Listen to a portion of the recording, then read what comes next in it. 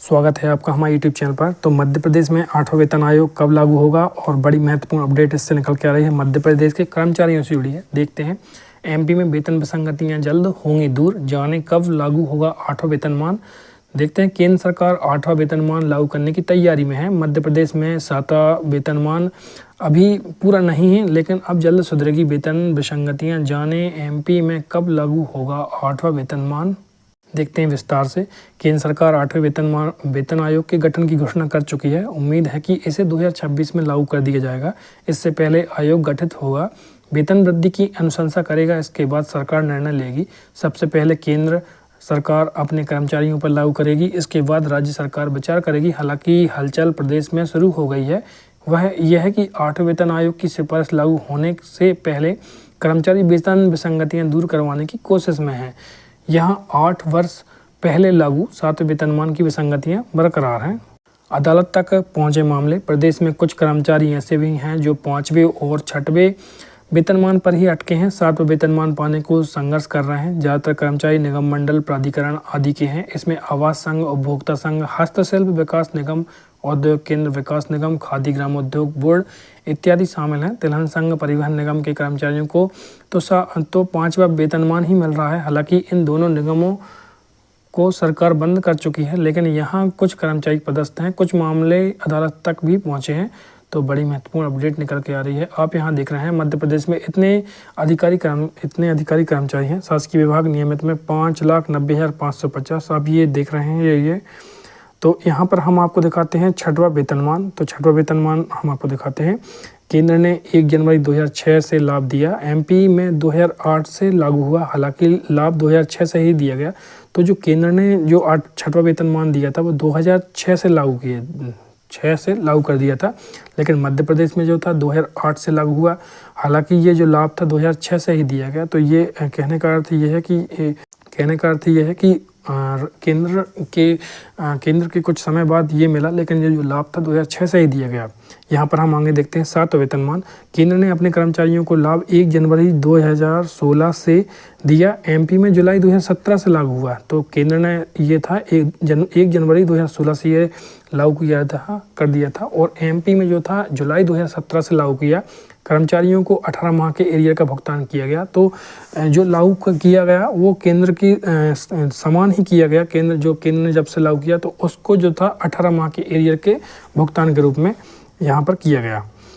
8वां वेतनमान लागू हुआ तो 1 लाख करोड़ पहुँचेगा खर्च। एमपी में वर्तमान में रुपये 88,581 करोड़ के लगभग वेतन भत्तों पर खर्च होते हैं। यह राज्य के बजट का कुल 16.65% है। 8वां वेतनमान लागू होने पर खर्च 1 लाख करोड़ रुपए तक पहुंच सकता है। 8वें वेतनमान को लेकर राज्य कर्मचारियों को उम्मीद है। मध्य प्रदेश में 8वां वेतनमान चुनावी साल 2028 में लागू होगा। वहीं 31 दिसंबर 2025 7वें वेतन आयोग की अवधि है। इसी से राज्य के कर्मचारियों को उम्मीद जगी। सबकी अपनी अपनी मांगे हैं।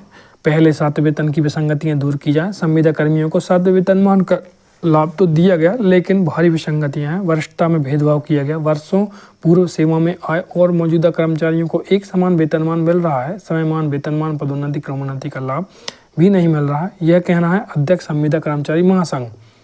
राज्य के कर्मचारियों का बुरा हाल है। 7वें वेतनमान की विसंगतियां 7 साल में भी दूर नहीं हो पाई हैं। यह भारी विडंबना है। 8वां वेतनमान लागू होने के पहले वेतन विसंगतियां दूर की जाएं। इसके अलावा कर्मियों की अन्य लंबित मांगों पर भी सरकार विचार कर जल्द से जल्द दूर करें। तो ये कहना है अध्यक्ष एमपी अधिकारी कर्मचारी संयुक्त मोर्चा।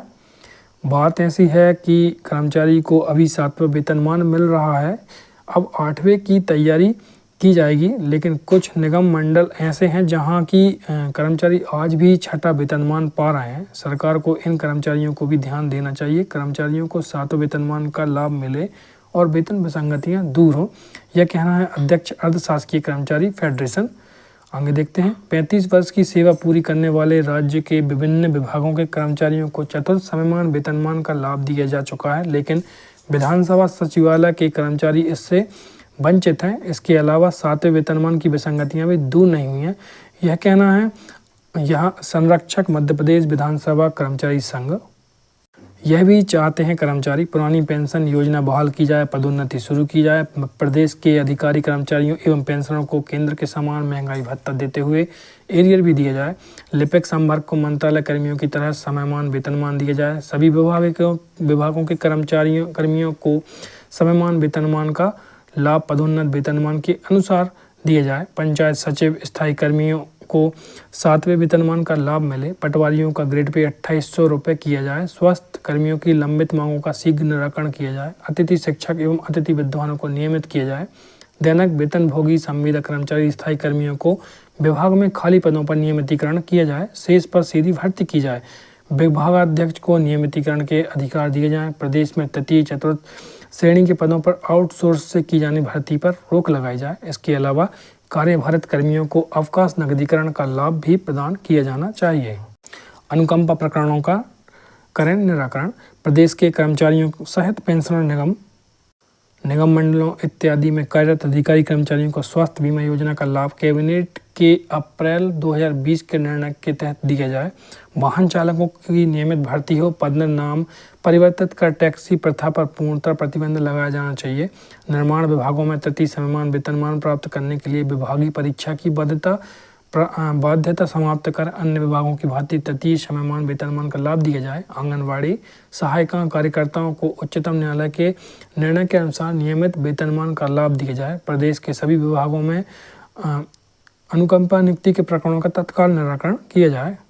तो मध्य प्रदेश के कर्मचारियों से जुड़ी बड़ी महत्वपूर्ण अपडेट है ये कर्मचारियों की प्रमुख मांग है। एमपी में वेतन विसंगतियां जल्द दूर हों, ये कहना है कर्मचारियों का। और मध्य प्रदेश में 8 वेतनमान कब लागू होगा, ये भी इसमें बड़ी महत्वपूर्ण अपडेट है। तो बने रहिए, कर्मचारियों से जुड़ी बड़ी महत्वपूर्ण अपडेट जानकारी हम अब तक लाते रहते हैं। Thanks for watching.